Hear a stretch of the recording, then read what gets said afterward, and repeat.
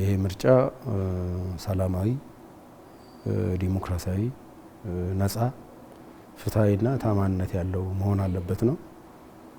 ኢትዮጵያ ካካሄደቻቸው ምርጫዎች የ2013 ምርጫ ከየትኛው ምርጫ የተሻለ ነው የነበረው። የተሻለ ነው ሲባል አንዱ የዲሞክራሲ ምህዳሩ የሰፋበት መወዳደር የሚፈልገው አካል እንዲወዳደር ተፎካካሪ ፖለቲካ ፓርቲዎች በሀገራቸው ጉዳይ አለን የሚሉትን ሀሳብ በነፃነት እንዲያቀርቡ ካመለካከቱ ጭምር ነው የተሻሻለው። ድሮ ተቃዋሚ ነበር የሚባለው፣ አሁን ተፎካካሪ ነው። ተቃዋሚ የውጭ ኃይል ነው እንጂ የሀገር ውስጥ ተፎካካሪ ነው የሚሆነው። ኢትዮጵያዊ ናቸው። የሀሳብ ልዩነት ነው ያለን። ስለዚህ የዚህ የሀሳብ ልዩነት በሰለጠነ መንገድ ሀሳባቸው እንዲገልጹ ለህዝብ እንዲሸጡ እንዲመረጡ ለማድረግ በሂደቱ ዲሞክራሲያዊ ለማድረግ የተሄደበትና የተሻለ ያደረግንበት ሁኔታ ነው የነበረው። ሰላማዊ ነው የነበረው። ህዝቡ በነቂስ ወጥቶ ተመዝግቦ በነቂስ ወጥቶ ነው ድምጽ የሰጠው። ነፃ ነው የነበረው። በሚመለከተው ህዝብና በታዛቢም ነው ታማኝነትን እያተረፈ ነው።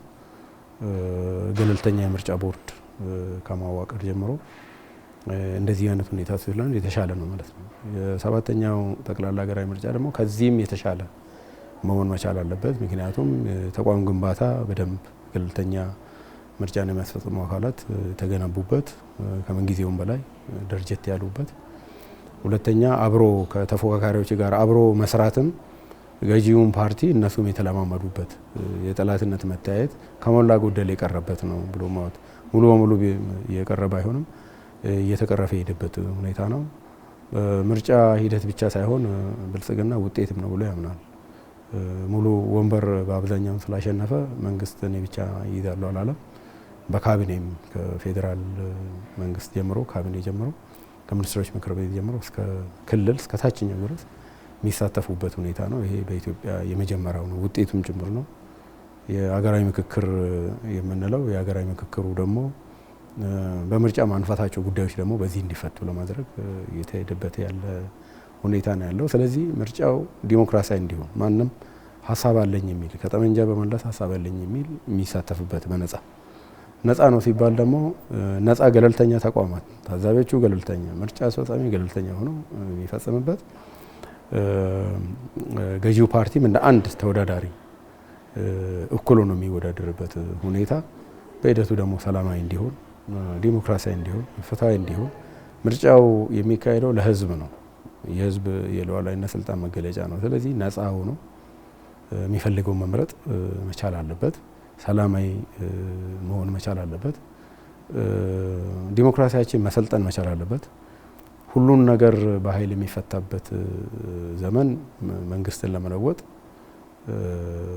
በአብዛኛው ዓለም ላይ የተቀየረ ነው። ቁጭ ብለው ህዝቦች የሚፈልጉትን በነፃ ፈቃዳቸው የሚያወጡበት ነው። ፓርቲዎች ደግሞ የሚፎካከሩበት ነው። ስለዚህ ትክክለኛ ዲሞክራሲ ተቋማት እንዲገነቡ ጽኑ እምነት አለን። ትክክለኛ ዲሞክራሲያዊ ምርጫ አንዱ መገለጫ የዲሞክራሲ ስለሆነ እንዲካሄድ ፍላጎት አለን። ይሄ ለህዝቡ ነው። የዲሞክራሲ ልምምድ እንዲኖረው ለማድረግ ፍጹም ዲሞክራሲያዊ፣ ሰላማዊ፣ ነፃ፣ ፍትሃዊና ታማኝነት ያለው በህዝቡ ዘንድ ተቀባይነት ያለው ምርጫ በማድረግ ሀገረ መንግስታችን ኢትዮጵያ የረጅም ታሪክ መንግስት የፈጠሩት አገራት በዓለም ላይ በጣት የሚቆጠሩ ውስጥ አንዷ ናት። ግን የሀገረ መንግስትና የብሔረ መንግስት ግንባታውን አላጠናቀቀችም። የፖለቲካ ባህላችን ኋላ ቀር ስለሆነ ነው። የፖለቲካ ባህላችን ኋላ ቀር ምንድን ማለት ነው? በኃይል ማለት ነው። የኔ ብቻ ነው ትክክል ብሎ በኃይል የመጣጣል ነው።